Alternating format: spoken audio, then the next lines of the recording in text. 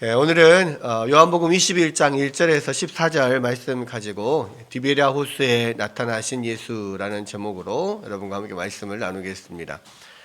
자, 오늘은 이제 요한복음의 제일 마지막 장인 21장을 이제 살펴보는데요. 사실 요한복음은 20장으로 끝나도 전혀 이상하지가 않습니다.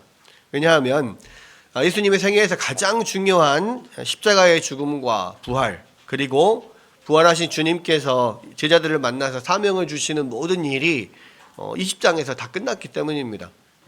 그리고 20장이 마지막 30절, 31절을 보면 예수께서 제자들 앞에서 이 책에 기록되지 아니한 다른 표적도 많이 행하셨으나 오직 이것을 기록함은 너희로 예수께서 하나님의 아들 그리스도이심을 믿게 하려 하며 또 너희로 믿고 그 이름을 힘입어 생명을 얻게 하려 함이니라 라고 마지막 결론으로 부족함이 없는 그런 결론으로 이렇게 끝나고 있거든요. 그러니까 사실은 20장까지 해서 끝나도 상관이 없어요. 또 아주 완벽하게 잘 끝나는 그런 내용인데 그 다음에 이제 21장이 또 한 장이 더 붙어 있단 말이에요. 이것은 마치 요즘 마블 영화에 보면 영화 다 끝나고 쿠키 영상이 나오잖아요. 약간 쿠키 영상과 같은 그런 장입니다. 그러니까 쿠키 영상이 잠깐 나오는 장면인데 다음 나올 영화를 예상하고 기대할 수 있는 어떤 실마리를 던져주기 때문에 또 중요하다면 중요하거든요. 그러니까 그것을 뭐 안 봐도 상관은 없는데 그 쿠키 영상을 보면 이제 그 다음에 어떤 일이 어떤 영화가 어떻게 이렇게 이어질까 이것들을 예상하고 좀 기대를 할 수가 있어요. 그런 면에서 좀 중요한 건데 요한복음 21장도 20장에서 다 끝날 수 있는데 거기에 한 장이 딱 붙어 있는 겁니다. 그러니까 약간의 쿠키 영상 같은 에필로그 같은 이런 면이 있는 거죠. 그러니까 이 요한복음 자체가 이 앞 1장은 약간 프롤로그, 마지막 21장은 에필로그, 약간 이런 형태로 좀 되어 있어요. 그래서 이 프롤로그에서는 예수님이 이 땅에 오시기 전에 태초부터 있었던 일, 태초에 예수님 성자께서 말씀으로 하나님과 함께 계셨고 천지의 창조에 참여하셨고 예수님이 바로 그 빛이고 또 그 예수님 안에 생명이 있고 이분이 육신을 입고 이 땅에 오셨다 이렇게 이야기를 하거든요. 그러니까 이게 하나의 예수님이 이 땅에서의 어떤 공생애를 시작하시기 전에 예수님에 대한 프롤로그라고 생각할 수가 있습니다. 그러니까 1장은 맨 앞장이 프롤로그고요. 또 21장 맨 뒷장이 에필로그로 약간 쿠키 영상처럼 그런 면을 보여주고 있는 건데 이 21장은요, 이 디베랴 호수에서 제자들에게 예수님께서 나타나신 이야기를 다루고 있습니다. 그러니까 이 디베랴 호수는 이제 갈릴리 호수의 로마식 표현이에요. 그래서 이제 디베랴 호수 또는 디베랴 바다, 갈릴리 호수, 갈릴리 바다. 그래서 바닷가에 예수님이 서 계셨다라고 했을 때 우리는 진짜 바다라고 생각하는데 그게 아니고 갈릴리 호수가에 서 계셨다 이런 이야기입니다. 근데 이제 갈릴리 호수가 워낙에 크기 때문에 그러니까 이 끝에 저 끝이 안 보이는 거죠. 약간 수평선처럼, 그러니까 이 끝에서 보면 수평선이 보이지 어떤 호수의 끝자락이 보이진 않거든요. 그래서 바다처럼 느껴지기 때문에 디베랴 바다 이렇게 보통 이야기를 하고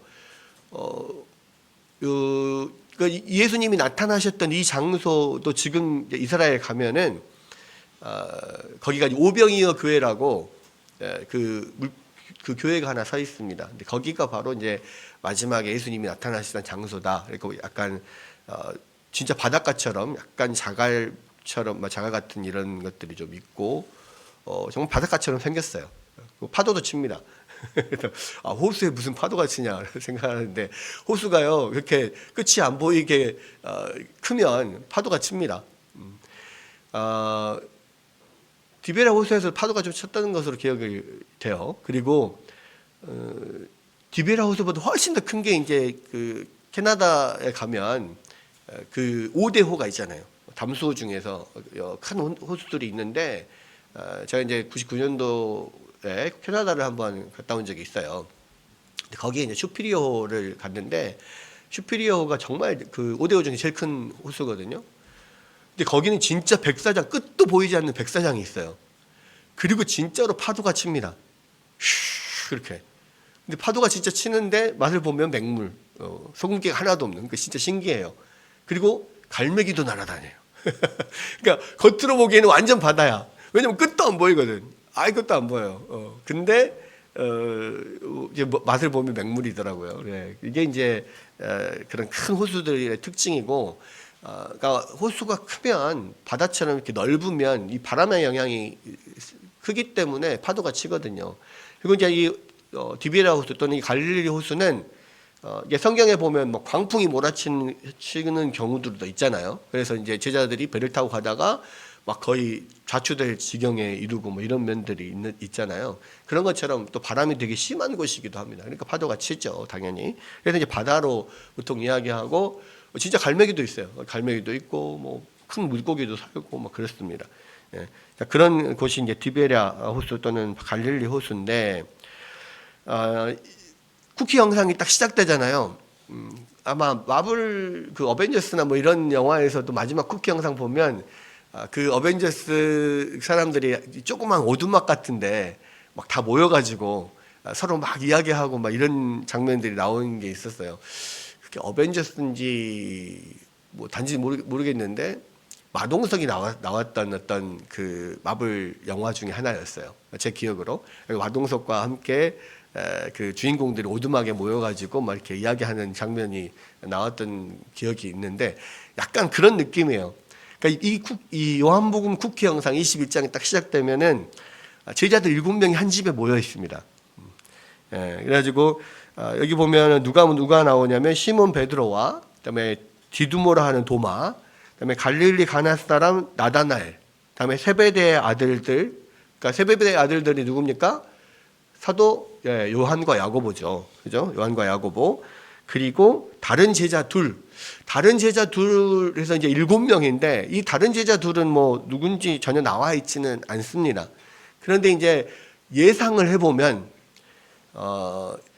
항상 그 성경에 보면 짝으로 나오는 사람들이 있어요. 누구냐면 여러 사람 중에 빌립과 바돌로메가 나옵니다.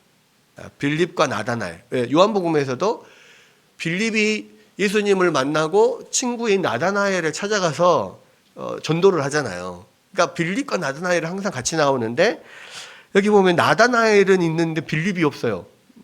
그러니까 아마도 한 사람은 빌립이 아닐까, 뭐 약간 이런 예상을 또 해봅니다. 또 짝으로 나온 사람이 있습니다. 누구냐? 베드로는 나오는데 베드로의 동생 안드레는 안 보이죠. 그러니까 아마도 이 두 사람은 빌립과 안드레가 아닐까라는 그냥 예상 추측은 해보는데 이 사람들이 누구인지는 별로 중요하지는 않습니다. 어쨌든 7명이 함께 모여 있는 거예요. 근데 그러면은 가룟 유다를 빼고 지금 11명 중에서 7명이 모여 있는 거죠. 그럼 4명은 어디 갔을까? 4명은 왜 이 자리에 없는지는 잘 모릅니다.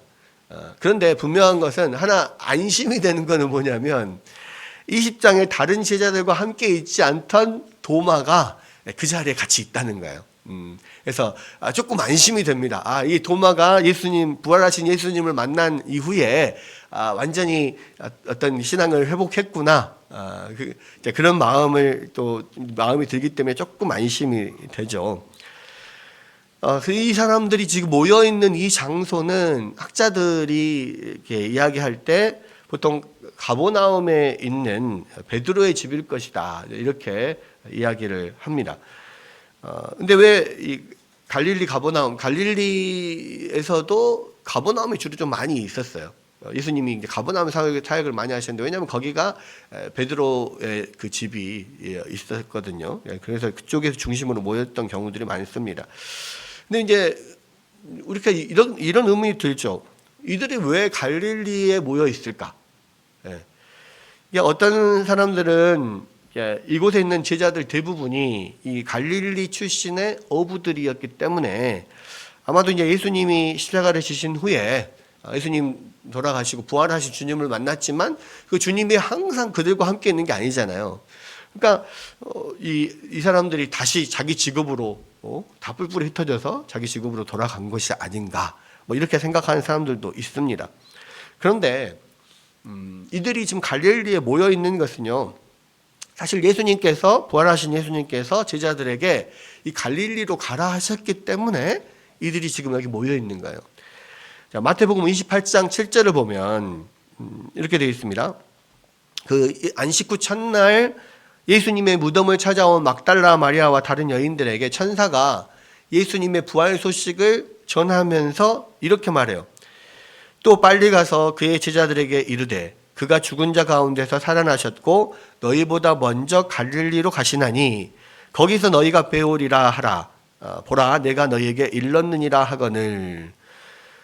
그러니까 예수님이 부활하시고 나서 갈릴리로 먼저 가신다. 너희들도 갈릴리로 와라. 갈릴리에서 예수님을 만나라고 그렇게 예수님의 말을 천사가 전하는 거죠. 아마도 그래서 이 제자들이 이 6월절 명절 기간이 끝나고 또 그 뒤에 또 한 주 더 기다렸잖아요. 그래서 예수님이 나타나신 것을 보고 그리고 나서 이제 천사의 이 말을 기억하고 그 다음 좀 어떻게 해야 될지 모르잖아요. 뭐 어떻게 해야 되지? 뭘 해야 되지? 그랬을 때 예수님이 갈릴리로 먼저 가신다고 했으니까 우리도 갈릴리로 가자. 그래서 이제 갈릴리로 왔을 거라 생각이 되는 겁니다. 그러면 뭐 7명의 명단 말고 지금 제외되어 있는 4명의 제자들도 뭐 어쨌거나 뭐 다른 뭐 고향에 들렸다가 다른 곳에 있다가 어쨌든 갈릴리로 오는 중이었을 것이다. 이렇게 우리가 생각해 볼 수가 있어요. 자, 그런데 3절에 보면 시몬 베드로가 나는 물고기 잡으러 가노라 하니 그들이 우리도 함께 가겠다 하고 나가서 배에 올랐으나 그날 밤에 아무것도 잡지 못하였다. 이렇게 이야기를 해요. 왜 갑자기 시몬 베드로는 물고기를 잡으러 갔을까? 그러니까 사람들은 이것을 두고 이것은 시몬 베드로의 타락이다. 과거로의 획이다. 뭐 이런 이야기, 이런저런 말들이 많습니다. 그런데 분명한 것은요. 시몬 베드로가 타락해서 그런 것은 아닌 것 같다는 거죠. 그러니까 왜냐하면 자, 시몬 베드로를 비롯한 모두 제자들은요. 지금 이미 이전에 2번이나 부활하신 예수님을 만났어요. 그러니까 역사적으로 부활하신 예수님을 만난 사람 중에서 타락한 사람은 없습니다. 또 만약에 베드로가 타락해서 진짜로 원래 직업으로 다시 내가 돌아갔다라고 한다면 굳이 다른 제자들도 함께 가겠다고 나설 리가 없기 때문이죠. 그러니까 이 7명 중에서요. 어부인 사람들도 있어요. 뭐 어부인 사람들은 뭐 똑같이 그러면 그 직업으로 돌아갔다 이렇게 생각할 수도 있지만 어부가 아닌 사람도 있거든요. 그럼 어부가 아닌 사람들은 왜 베드로를 따라가겠습니까? 어부도 아닌데. 그러니까 다시 원래 직업으로 돌아가거나 다시 뭐 타락했다 뭐 이렇게 말할 수는 없을 것 같다는 거죠. 그러면 왜 베드로가 물고기를 잡으러 간다고 했을까? 아마도 현실적인 문제 때문이었을 것이다. 이렇게 봅니다. 왜냐하면 그러니까 예수님과 함께 할 때는요. 예수님을 따라다니는 무리들 중에서 재정적으로 예수님의 일행을 섬기던 사람들이 있어요. 그러니까 예수님을 따라다니는 많은 사람들이 있는데 그 중에서 또 그 부자인 사람들, 또 부자인 여인들이 또 많이 있었거든요. 그들이 예수님을 많이 재정적으로 돕고 그래서 별로 제자들이 예수님과 함께 있을 때는 먹고 사는 거에 대해서 별로 고민을 안 했어요. 그리고 이 예수님의 어떤 그 공동체 일행들이 뭐 경제적으로 그렇게 어렵지 않았을 거라고 예상하는 건 뭐냐면 가룟 유다처럼 공동 재정을 담당하는 그 사람도 따로 있었거든요. 그러니까 그래서 재정이 풍부하기 때문에 어느 정도 이렇게 서로 다 이렇게 먹을 수 있고 뭐 모든 것들이 다 이게 그 재정으로 충당할 수 있기 때문에 그래도 그것을 그 관장하는 또 담당자도 이렇게 세우고 뭐 이렇게 했던 것으로 봤을 때 그렇게 별로 어디를 가나 먹는 거나 자는 거나 이런 문제로 고민하거나 그러지는 않았단 말이에요. 근데 이제 문제는 이 예수님이 이제 제자들과 함께 하지 않는데 천사가 말한 대로 지금 갈릴리로 가서 예수님을 기다리고 있어요. 근데 지금 함께 있는 사람들이 장정만 7이에요. 그것도 뱃사람들이니까 엄청 이게 몸도 좋고 뭐 거치는 사람들이잖아요. 육체적인 일을 하는 사람이니까 비리비리한 사람들은 아닐 거란 말이에요. 그럼 그런 사람도 얼마나 많이 먹겠습니까? 그러니까 장정 7명이 함께 모여서 합숙 생활을 하고 있는데 먹을 거 많이 필요하죠. 근데 예수님이 언제 오실지를 몰라. 그러니까 이게 현실적인 문제로 뭔가 지금 그래도 우리가 돈을 벌고 아니면 가서 물고기라도 잡아야 또 예수님을 기다리는 동안에 뭔가를 먹을 수도 있고 뭐 그렇잖아요. 지금 이제 여기가 만약에 베드로의 집인 갈릴리 가버나움이라고 생각을 한다면 베드로 입장에서는 다른 제자들이 지금 자기 집에 와 있는데 아니 주인으로서 뭐 어쨌든 밥이라도 먹여야 될 거 아니에요. 그러면은 뭔가 돈이 필요하고 먹을 게 필요하니까 그럼 내가 가서 물고기 좀 잡아고 오겠다라고 했을 때 그 안에 있는 어부였던 뭐 동료들도 제자들도 그럼 내가 도와주겠다 하고 같이 나가는 거고 또 같이 있던 사람 어부가 아닌 사람들도 그냥 가만히 있기 뻘쭘하잖아요. 그러니까 도와주겠다고 따라 나서는 거죠. 아마도 그래서 물고기를 잡으러 갔을 것이다 이렇게 봅니다. 그리고 이제 여기가 베드로의 고향인 가버나움이라고 한다면 아니 장정 7명이서 아무 일도 안 하고 멀뚱멀뚱 있는 거를 동네 사람들이 다 볼 거 아니에요. 그냥 그것도 민망하고 그러니까 아무래도 뭐 현실적인 문제 때문에 그래서 물고기를 잡으러 나갔을 것이다 라고 생각을 해요. 근데 문제가 있습니다. 문제가 생겼어요. 나가서 밤새도록 그물질을 했는데 아무것도 잡지를 못한 거예요. 여러분 사실 이것도 기적이라면 기적입니다. 왜냐하면 어떻게 밤새도록 그물질을 했는데 그것도 이 갈릴리 호수에서 다 잔뼈가 굵은 프로 어부들이잖아요. 근데 어떻게 피라미 새끼 한 마리를 못 잡아요? 그러니까 못 잡는 것도 이게 기적인 거죠. 그러니까 이게 정말 흔하지 않은 일입니다. 이 사람들이요 오랫동안 갈릴리 호수에서 물고기를 잡으면 살아왔던 프로 어부들이에요. 그러니까 갈릴리 호수 구석구석에 어디에 물고기가 있는지 언제 얼고기가 많은지 뭐 이런 거를 싹 다 눈 감고도 알고 있는 사람들이라고요. 근데 이 사람들이 밤새도록 그물질을 했는데 이거 한 마리도 물고기를 못 잡았다? 이거는 마치 전교 1등 하는 학생이 시험을 봤는데 한 문제도 못 맞췄다. 이것과 똑같은 거예요. 공부를 안 해도 전교 1등인데 공부를 안 해도 한 문제를 못 맞출 수는 없거든요. 그것도 안 풀면 모르겠는데 풀어서 답을 썼는데 다 틀렸어. 이거는 기적이죠. 말이 안 되는 거예요. 근데 마치 그것과 같은 거예요. 프로 오버들이 밤새도록 그물질을 했는데 어떻게 피라미 새끼 한 마리도 못 잡냐고. 말이 안 되는 거거든요. 여러분, 그런 상황이 지금 베드로나 내지는 야고보와 요한이나 이런 사람들에게 평생 동안에 이번을 제외하고 딱 한 번 있었습니다. 그때가 언제였냐면 갈릴리 호수에서 처음 예수님이 베드로와 안드레 또 야고보와 요한을 사람을 낚는 어부로 부르실 때 그때도 이런 일이 있었거든요. 평생 딱 2번 있었어요. 그때 그러니까 누가복음 5장에 보면 그 장면이 나옵니다. 그때도 갈릴리 호수에서 밤새도록 그물질을 했는데 한 마리도 못 잡았어요. 그래서 이제 어떻게 이런 일이 있지? 이렇게 그물을 씻고 아침에 이제 밤을 새서 밤에 주로 고기를 잡으니까 그물을 막 씻고 이렇게 있는데 예수님이 베드로의 배에 다가오시죠. 그래가지고 너 배를 좀 빌리자. 그래서 배 위에 올라가 가지고 예수님이 모여든 많은 사람들에게 거기서 설교를 하십니다. 그리고 설교가 다 끝나고 나서 예수님이 베드로에게 가서 깊은 데로 가서 그물을 좀 던져라 이야기를 해요. 그러니까 사실은 이게 말도 안 되는 이야기거든요. 베드로는 프로 어부잖아요. 예수님은 직업이 목수였잖아요. 아니 목수가 물고기 잡는 걸 어떻게 알아? 그리고 이 갈릴리 호수에서는요, 자기들이 그 갈릴리 호수는 모든 것을 빠삭하게 다 알아요. 그리고 갈릴리 호수에서 고기 잡는 사람들은 다 밤에 고기를 잡지 낮에는 안 잡아요. 낮에는 고기 잡을 수 있는 그런 게 별로 없단 말이에요. 근데 오전에 예수님이 설교를 하고 아마 점심 때쯤 됐을 건데 지금 깊은 데로 가서 그물을 내려라. 이거 말도 안 되는데 아니 목수가 무슨 어부한테 그물을 내려라고.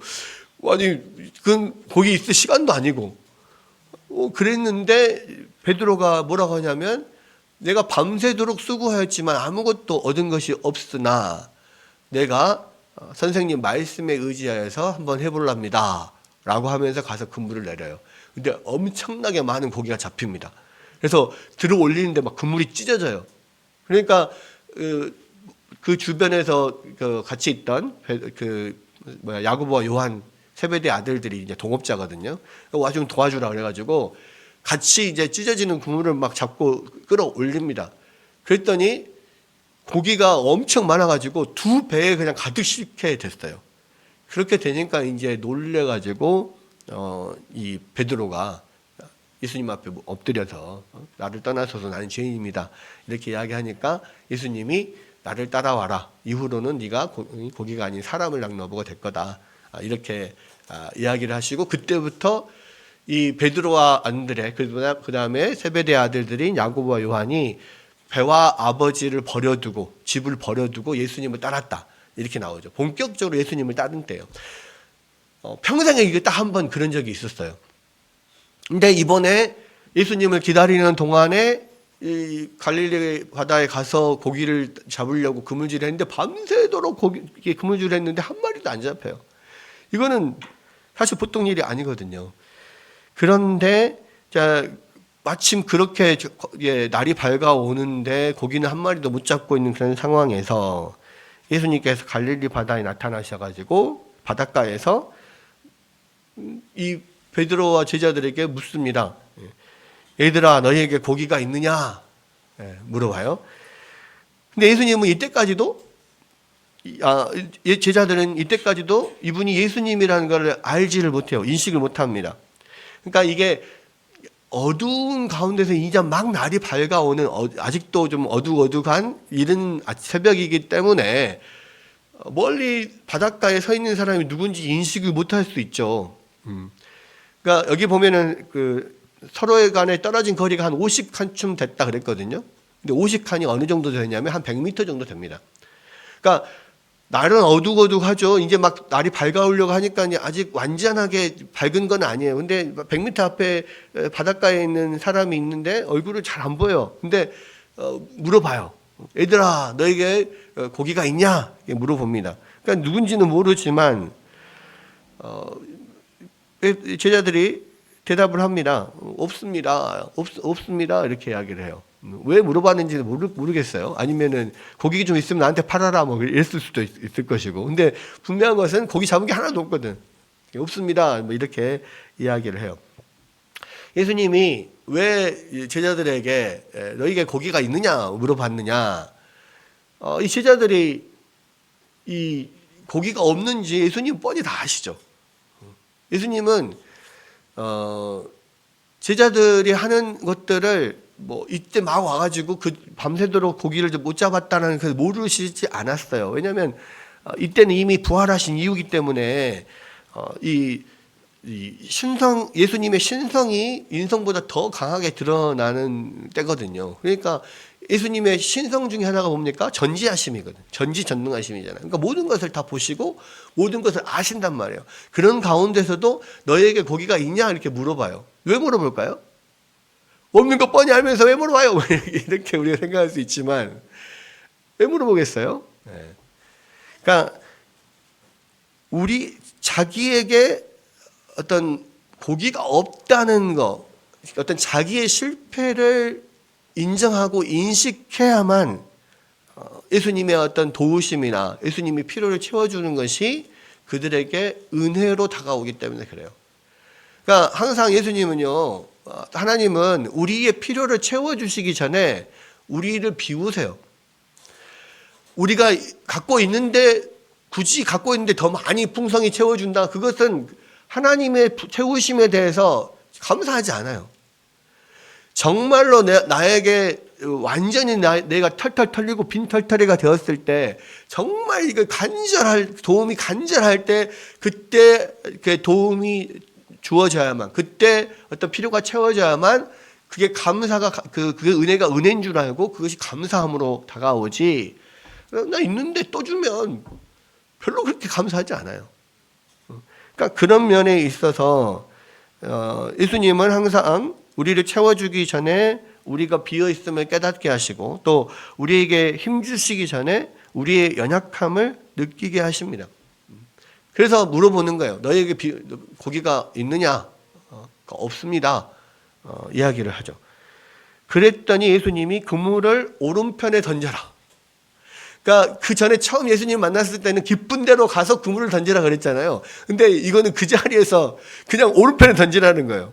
밤새도록 왜 오른편에도 던져보고 왼편에도 던져보고 뒤에도 던져보고 앞에도 던져보고 다 던져봤겠죠. 근데 그렇게 했는데 하나도 건지질 못했어요. 근데 오른편 던지래.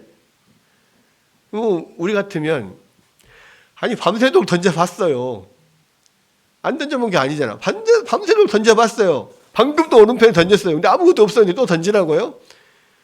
당신이 뭔데 자꾸 우리한테, 안 그래도 고기 못 잡아가지고 성질 나 죽겠는데 왜 또 와서 딴지 겁니까? 이렇게 할 수 있겠죠.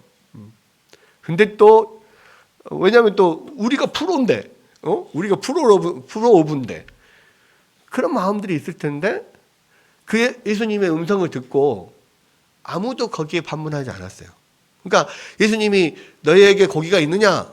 없습니다.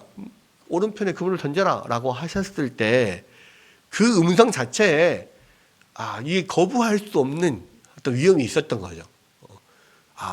이거 방금까지도 우리가 오른편에 그물을 던졌었는데 또 던지라고?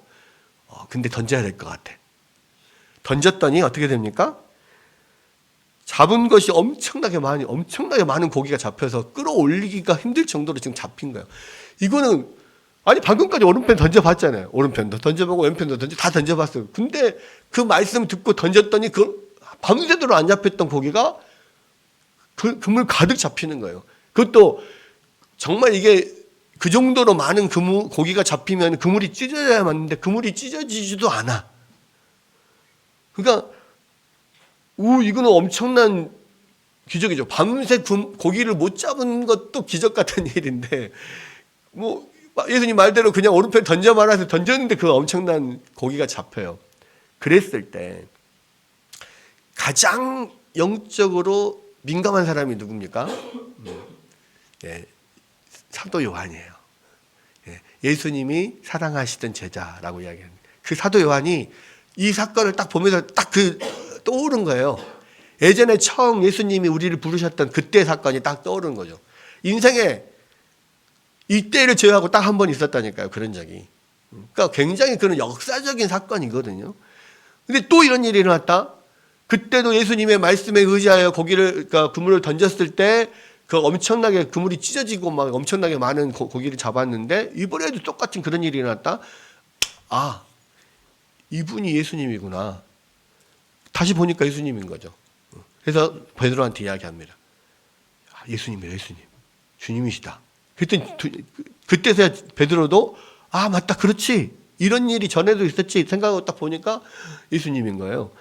그러니까 놀래가지고 이제 막 예수님 앞에 가야 되니까 겉옷을 막 같이 입고, 왜냐면 그냥 일하느라고 막 우통 다 벗고 있었거든. 막 겉옷을 챙겨 입고, 그러니까 이 베드로의 성격이 나와요. 그냥 열심히 놓아가지고 가면 되는데 그것도 기다릴 수 없어. 그러니까 막 뛰어내려가지고 바다를 막 헤엄쳐서 걸어서 예수님 앞에 달려가는 거죠. 그렇게 예수님께 달려갑니다. 사람들은 그렇게 생각을 해요. 저번에도 잠깐 말씀을 드렸지만, 부활하신 예수님을 왜 사람들이 못 알아볼까? 지금 부활하신 예수님을 사람들이 처음에는 다 못 알아봐요. 나중에 어떤 계기를 통해서 이분이 예수님이구나라는 것을 깨닫는 경우들이 많아요. 엠마오 가는 제자들도 예수님하고 같이 계속 동행하면서 계속 이야기를 나누고 함께 식사도 했는데도 불구하고 그때까지도 예수님이 그분이 예수님인지를 몰랐잖아요. 근데 같이 식사하면서 예수님이 늘 하시던 대로 떡을 떼서 축사하시고 이렇게 나눠주시고 하는 걸 보니까, 오, 이분 예수님이네 하고 봤더니 예수님이 사라졌잖아요. 근데 어떻게 예수님인 줄 알지를 못하지? 이렇게 생각을 할 수가 있는데, 두 가지 생각할 수 있습니다. 사람도요, 안경을 안 쓰던 사람이 안경을 쓰거나, 내지는 생얼로 있다가 갑자기 화장을 하거나, 이러면 사람이 완전히 달라 보여. 유튜브에도 보니까 원래 턱수염, 구렛나루 턱수염이 수북한 아빠가 어느 날 면도를 하고 아이에게 다가왔더니 놀래서 도망가고 이런 유튜브도 있더라고요. 그러니까 수염 하나 까도 사람이 완전히 사람을 알아보지 못하거든요. 화장 조금 더 진하게 하면 못 알아보고, 완전히 생얼과 이 화장한 것과 완전히 다른 경우도 엄청나게 많잖아요. 여담인데, 제가 청년부 시절에 같이 이렇게 신앙생활했던 그 자매들이 있습니다.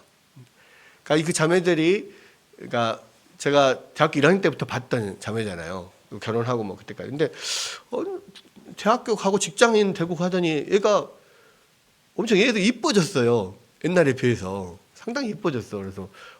그래서 이 세월이 지나면 조금씩 이뻐지나 보다, 이렇게 생각을 했습니다.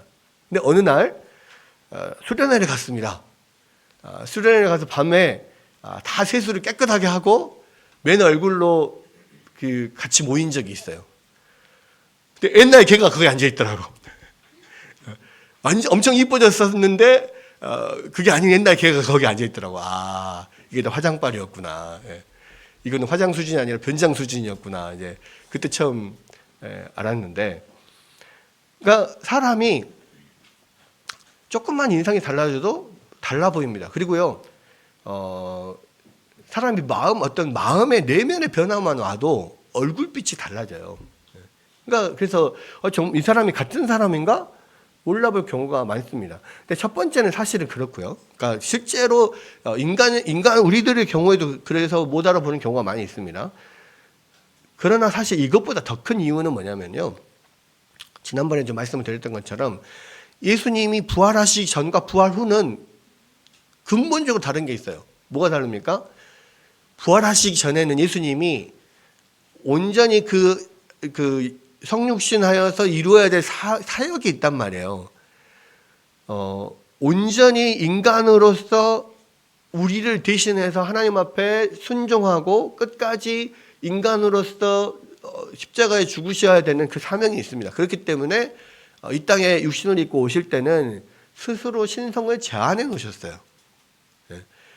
근데 부활하고 난 다음에는 그럴 필요가 없죠. 이미 사역이 다 끝났기 때문에 제한해 놓으셨던 신성이 온전하게 드러나고 있기 때문에, 오히려 인성보다 신성이 더 크게 드러나기 때문에 그 신성이 때문에 사실 그 전에 보았던 예수님과 달리 보일 수 있는 거예요. 그러니까 예수님 그 신성이 완전히 드러나는 모습을 제자들이 딱 한 번 본 적이 있어요. 어디서 봤습니까? 변화산에서 예수님이 완전히 흰 그 옷을 입고 완전히 그 광채가 나면서 모세와 엘리야와 이야기하는 것을 제자들이 봤잖아요. 그때의 그 황홀함, 그거를 보면서 그런 예수님의 모습을, 신성이 드러나는 모습 처음 보니까 이 제자들이 완전히 정신이 왔다 갔다 해가지고 내가 이곳에 초막셋을 짓고, 하나는 주님을 위해서, 하나는 엘리야를 위해서, 하나는 모세를 위해서 초막셋을 짓고 여기서 평생 동안 살고 싶습니다, 이런 이야기를 하잖아요. 그게 뭐냐면 어떤 신성이 발현되는 예수님의 모습을 볼 때 사람들은 그 거룩한 위엄 앞에 감당이 안 되는 거예요. 그러니까 그런 이제 부활 이후에는 예수님이 어떤 신성이 드러나 있는 육체이기 때문에 사실은 그 전과 완전히 달라 보일 수 있고, 또 한 가지 우리가 알 수 있는 건 뭐냐면 부활 이후에는요, 예수님이 본인이 나타내시려고 할 때만 사람들이 인식을 합니다. 그러니까 부활 후 40일 동안 제자들과 함께 계시다가 40일 후에 승천하셨다고 우리가 이야기를 하지만 40일 내내 제자들과 함께 생활한 게 아니에요. 예수님이 물론 신성으로 어느 곳이든 제자들과 함께 하실 수 있습니다. 그런데 눈에 보이지는 않아요. 예수님이 필요에 의해서 당신을 나타내시기 전까지는 제자들이 예수님을 볼 수 없어요. 그것이 부활하신 예수님, 신성과 인성을 함께 가지고 계신 예수님의 특징이거든요. 그러니까 신성의 특징과 인성의 특징이 그대로 드러나요. 인성의 특징이 드러나는 것은 뭐냐면 제자들이 못 박힌 손과 찔린 옆구리의 창자국을 손으로 만져볼 수 있는 그 육체를 가지고 계세요. 그런데 신성이 드러나는 것은 그렇게 항상 제자들의 눈에 보이는 게 아니라 예수님이 의도하실 때만 보이는 거예요.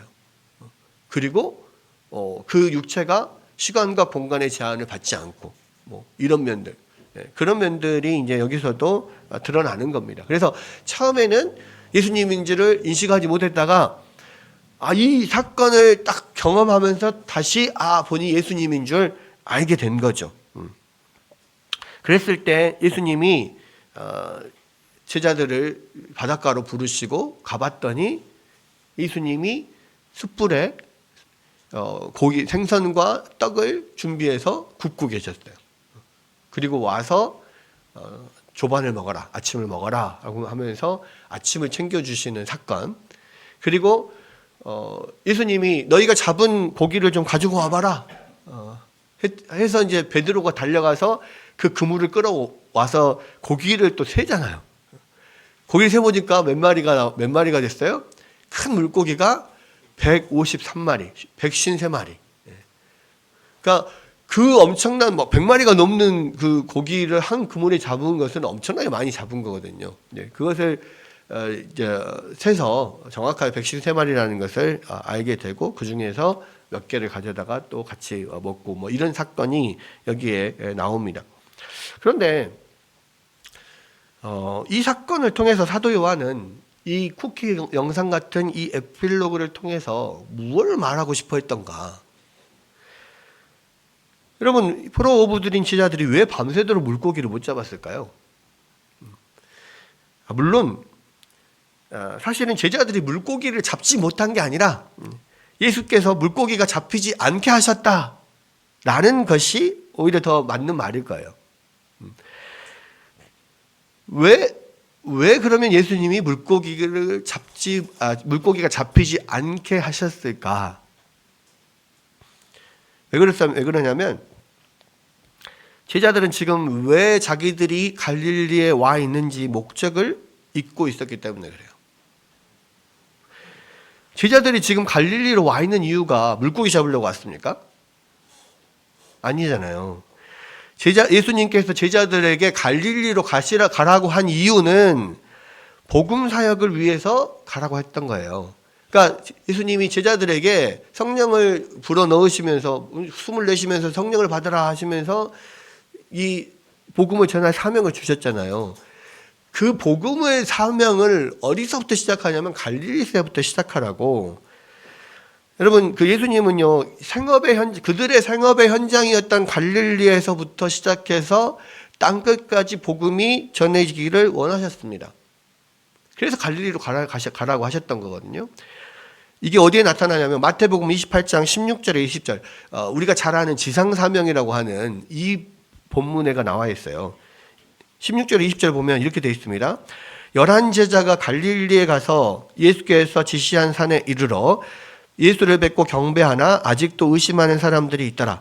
예수께서 나와 말씀하여 이르시되 하늘과 땅의 모든 권세를 내게 주셨으니 그러므로 너희는 가서 모든 민족을 제자로 삼아 아버지와 아들과 성령의 이름으로 세례를 베풀고 내가 너희에게 분부한 모든 것을 가르쳐 지키게 하라. 볼지어다 내가 세상 끝날까지 너희와 항상 함께 있으리라 하시니라. 우리가 잘 아는 지상명령이에요. 예수님 지상명령.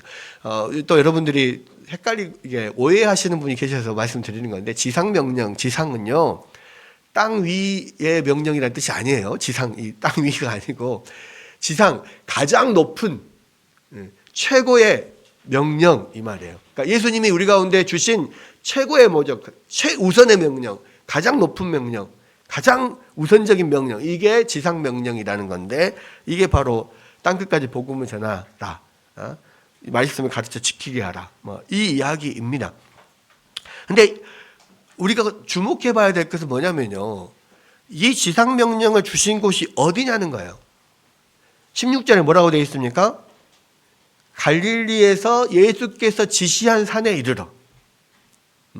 예수님이 제자들을 갈릴리로 가라고 한 것은 뭐냐면 그 갈릴리에서 예수님의 복음 전파의 사명을 주시고 그 대부분의 제자들의 생업의 현장이었던 그곳에서부터 이 제자를 삼고 말씀을 가르쳐 지키게 하는 이 일을 하기를 원하셨기 때문에 그래요. 여러분, 그래서 예수님의 부활 이후에 제자들이 갈릴리로 간 것은요, 복음 사역을 위해서 간 겁니다. 예수님을 만난 이후에 가장 먼저 복음이 전해져야 될 것이 뭐냐면 자기가 살던 곳, 자기 생업의 현장이에요. 그래서 예수님을 만난 사람들은요, 대부분 가장 먼저 자기 가족들에게 복음을 전하고 자기의 생업의 현장인 직장에서 복음을 전하고 자기와 관계를 맺었던 사람들, 그런 사람들에게 복음을 전하기 시작합니다. 무조건 땅끝까지, 무조건 세계 열방으로, 무조건 노방전도 모르는 사람에게 이렇게 전하지 않아요.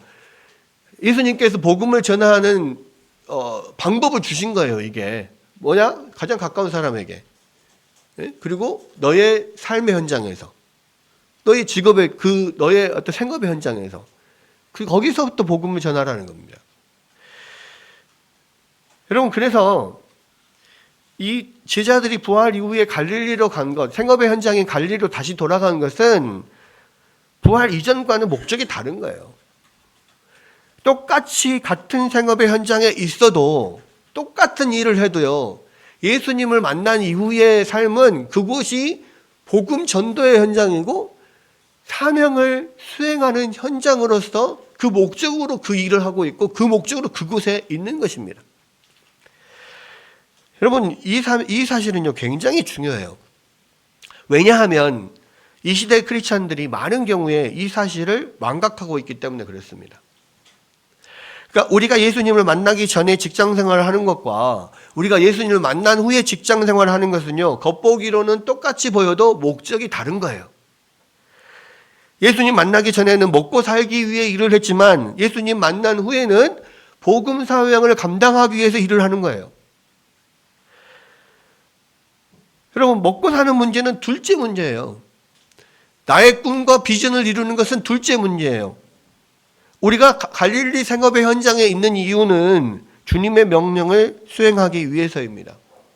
여러분, 이것이 바뀌지 않으면요, 아무리 이 땅에 예수 믿는 사람이 많아도 이 세상에 아무런 영향력이 없는 거예요.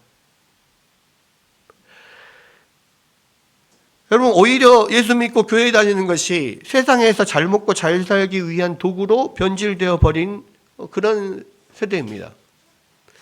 내가 세상에서 잘 되기 위해서, 돈 많이 벌고 승진하고 출세하기 위해서 예수님께 기도하고 도움을 요청합니다. 목적이 다른 거예요.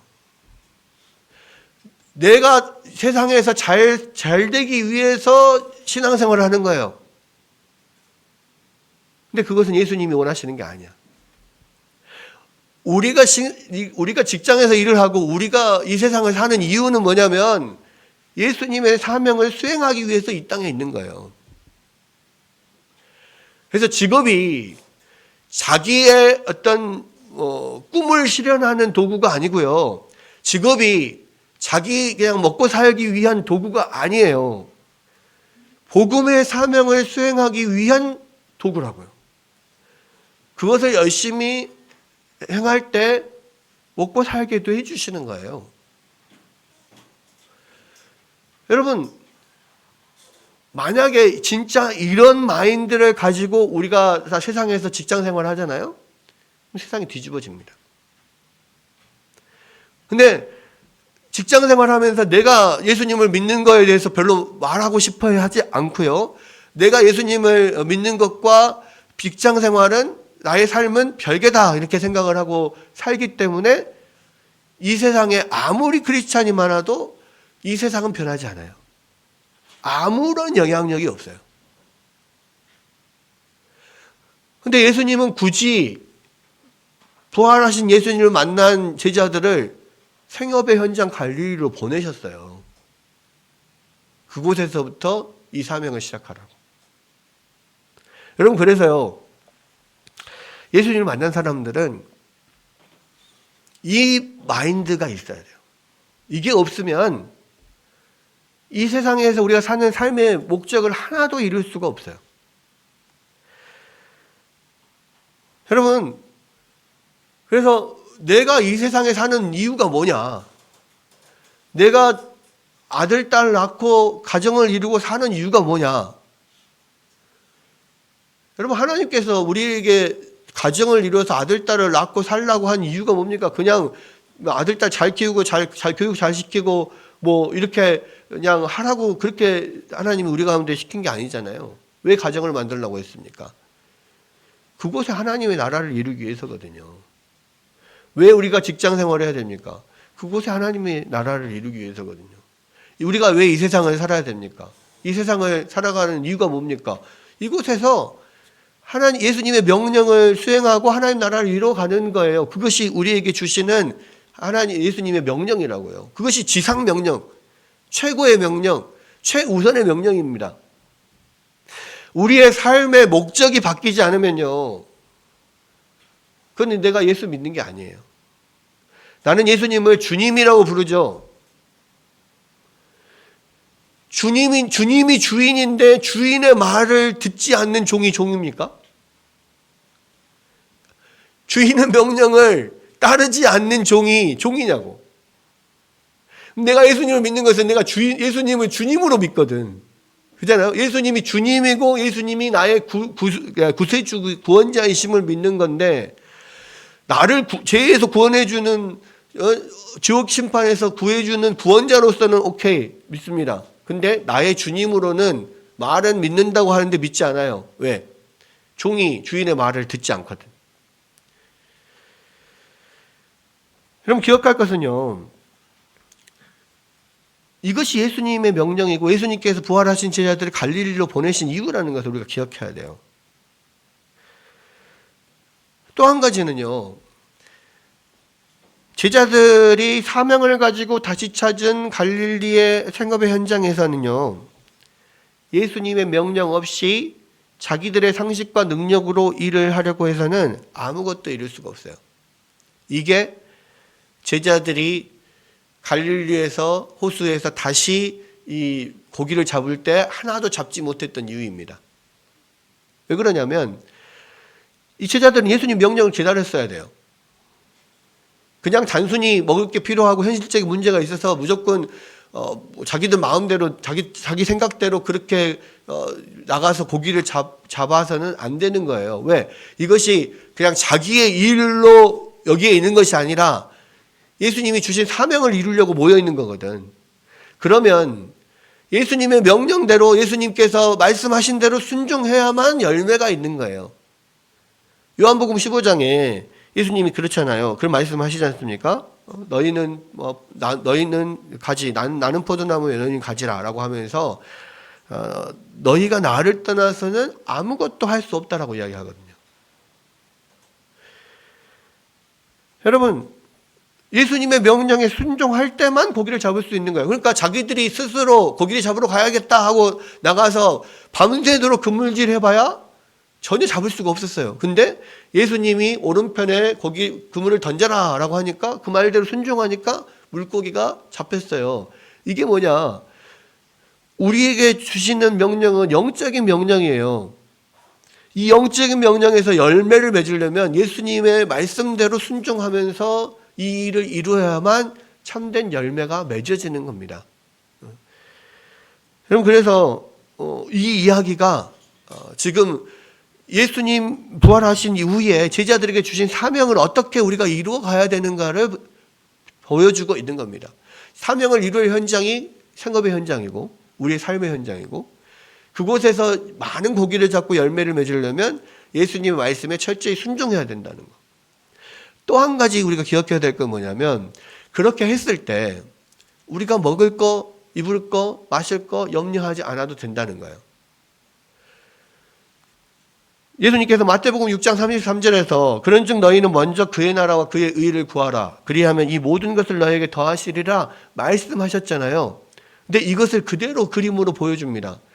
제자들이 먹을 것을 걱정해서 고기 잡으러 갔잖아요.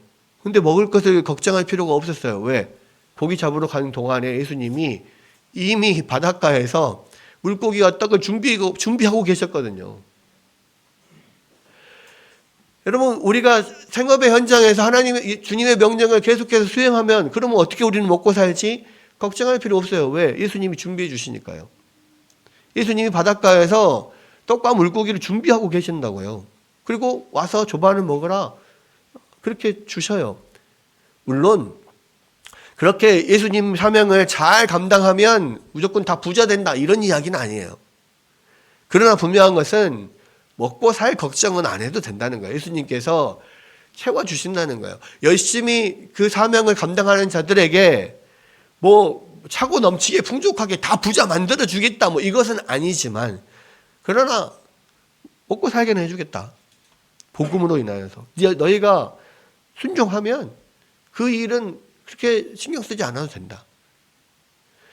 그리고 결국은 그 모든 보상은 사실 우리가 천국에 가서 받는 거예요. 그러니까 이 바닷가, 이 갈릴리 바다가 제자들이 있는 이 갈릴리 호수가 지금 현재 우리가 사는 삶의 현장이라면 예수님이 물고기와 떡을 준비하고 계신 이 바닷가는 예수님이 계신 천국이라고 할 수 있어요. 그러니까 그 모든 보상은 완전한 보상은 우리가 천국에 가서 받습니다. 그러나 분명한 것은 우리가 이 세상의 삶의 목적이 주님을 위한 삶, 주님의 사명을 이루는 삶을 살아가면요 분명히 이 모든 것을 우리에게 더하신다고 하는 이 약속이 이루어진다는 것을 실제적인 그림으로 쿠키 영상으로 보여주는 거예요. 그래서 이 요한복음 21장은 부활하신 예수님 이후에 부활하신 예수님을 만난 제자들이 이 세상에 어떻게 주의 사명을 이루어 갈 것인가를 보여주는 단적인 그림인 거예요.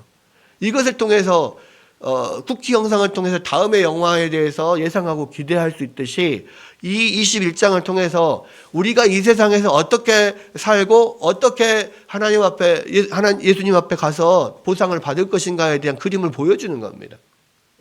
이 말씀 여러분 생각하면서 여러분 현재 있는 그곳에서 땅끝까지 이르도록 여러분들이 이 주의 사명을 잘 감당할 수 있도록 열심히 그 일을 이루어 가십시오. 그러면 분명하게 하나님께서 그에 대한 어떤 보상을 해주시고 또한 그것이 바로 예수 믿는 여러분들이 이 땅을 살아가는 이유임을 분명하게 믿고 또 그 사역에 헌신할 수 있는 여러분들 되시기를 주의 이름으로 축원합니다.